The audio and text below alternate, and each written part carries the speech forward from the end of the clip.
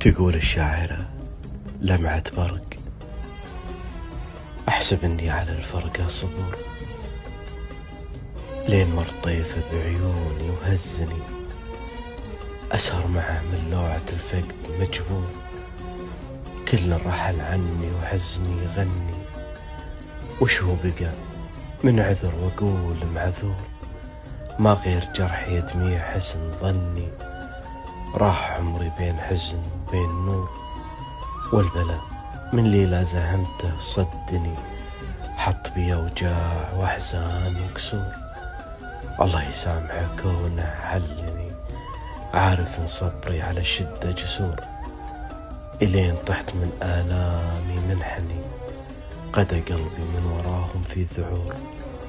لا دلهت هزة الحنين وغبني، كنت أقول الحب مصدر للسرور. أوف، حبه لعنب ما سرني.